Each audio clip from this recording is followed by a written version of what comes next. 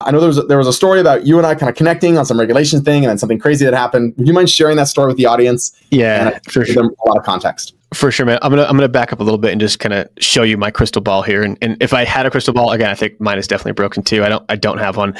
But when I look at macro trends, and I'm not like a guy that's gonna stare at numbers all day. All I do is follow the money.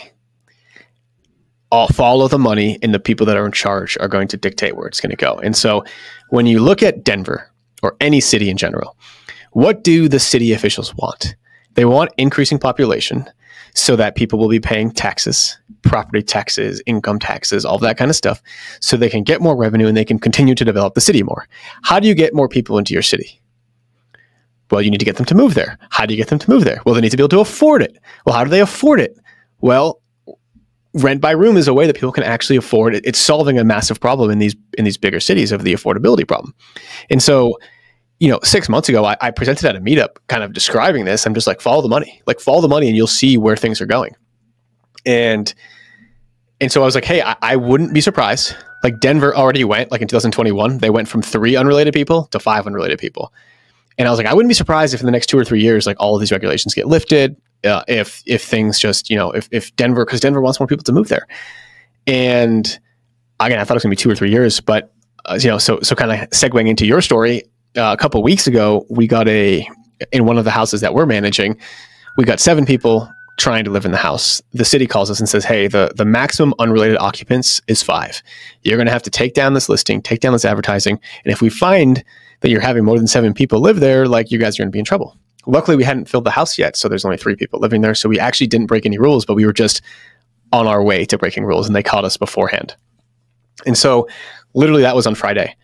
Monday, Colorado passes a law that lifts all unrelated occupant restrictions, and it prohibits any local jurisdiction from creating rules to dictate how many people can live under one roof. And I was just like, bro, like, what? Like, yeah. And so yeah, now that's a problem we don't need to worry about anymore, at least in Colorado. So. Yeah, from my standpoint, I remember talking it through with you, and obviously my community knows that we have these membership agreements and there's like a strategy we use to play in this space. But obviously, even with the strategy we use, there's kind of this idea of like, well, how much fight do we want to put up against this, right? And what's the fight we actually want to put versus what is it worth to us? So I remember having that conversation with you and your teammate, and then maybe there being some disappointment on that, and then following up a few days later with Emmanuel and him being like, "Oh, you didn't see the news." He was like all elated. I was like, wait, did something big happen? And I hadn't even heard about it. And so to hear that is really, really, really interesting. And man, I really hope, and I hope anybody listening to the sound of the podcast, I hope becomes an advocate for what we're doing, because we're trying to solve a real problem and also at the same time help people achieve financial freedom, and also at the same time provide affordable housing. And I just feel like in life, that marriage of like, I'm doing well, I'm doing something good for the community, especially if you do it right, how you're teaching, Craig, like doing it right. And you're doing it well, and you're creating financial freedom. Like there's a beautiful marriage of those two things. And I want more people to advocate in their states and their cities for regulations like that. I personally think, and don't get me on my soapbox too much because we'll talk about this for the next, but like, I personally think a lot of the regulations are just very discriminatory when it comes down to it. It's like, oh, you can have an unlimited number of related people there. So I could have 15 cousins living with me, but I can't have 7 close friends that I've known for 10 years. Like that's how the law, or 6 close friends.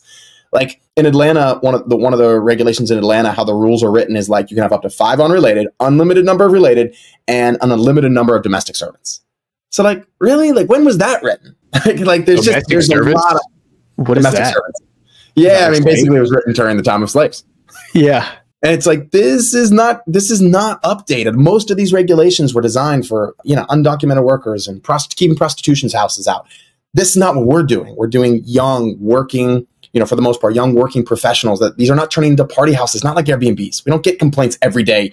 I have a lake house, I get complaints every day, not from these homes, right? And I think that's a really powerful thing. So I appreciate what you're doing in Denver, man. I think you're pushing the envelope there.